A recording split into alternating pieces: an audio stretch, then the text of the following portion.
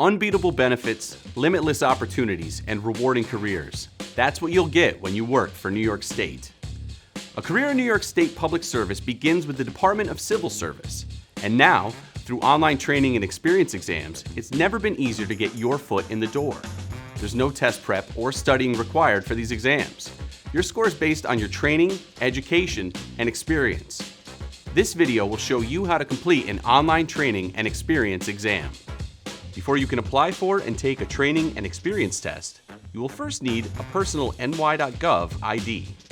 On the Civil Service homepage, click Online Services, then Account Login. If you have an existing personal ny.gov account, click Sign In. If you don't have one, you can click Create Account. Once you've logged in, you may need to link your existing civil service information to your account if you've taken previous civil service exams. If this is your first exam, click I do not have existing civil service records. You will then be prompted to fill in all required personal information. Once this is completed, you will return to the Civil Service home screen. You are now ready to search for exams. Click on the Job Seekers tab, then State Examinations. Scroll down and then click the green Examinations Open to the Public button. Here you will see a list of all exam announcements. Clicking on an announcement will take you to the exam information page where you can find links to view minimum qualifications and to apply for the exam. When you are ready, click Apply for this exam. You will be prompted to provide personal information, and then from there, you'll continue to check out to pay for your exam or request a fee waiver. Completing this registration process will bring you to the My Examination Applications page. This is where you can see a list of all your exam applications. To take your training and experience test, look for a link to the test website in the Online Access column.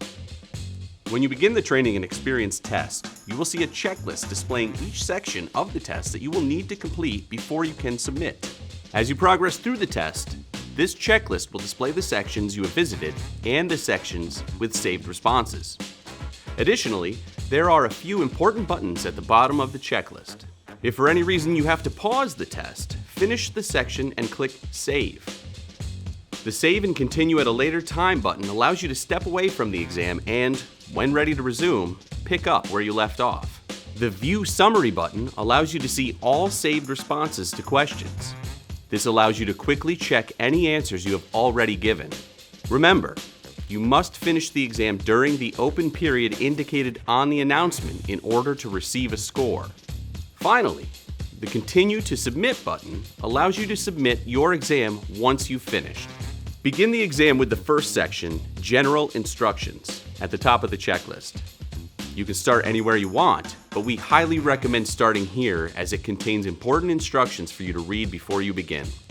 As you proceed through the checklist, ensure that your responses are accurate and thorough. Your score is based on your accumulated training, education, and experience, so don't leave anything out. It is important to be specific and detailed when providing information. Vagueness will not be interpreted in your favor. To avoid losing any progress, make a habit of clicking Save before you move on to new sections and every time you enter new information. When you reach the end of the exam and you think you're finished, it's time to submit. Click the Continue to Submit button. You will not be able to submit your test unless you've completed all required sections of the checklist. Before you complete the submission process, you'll be given one last opportunity to view a summary of your responses. Double check everything. If you are satisfied, click the Submit button. A confirmation pop-up will appear to confirm your submission. Before you close the confirmation screen, we strongly recommend that you view and download a copy of your submission summary and save or print it. Some online tests also include a skills inventory section, and it's important for candidates to complete this section to be considered for as many job titles as possible. So if your test has this section, be sure to follow the steps to complete it and submit it.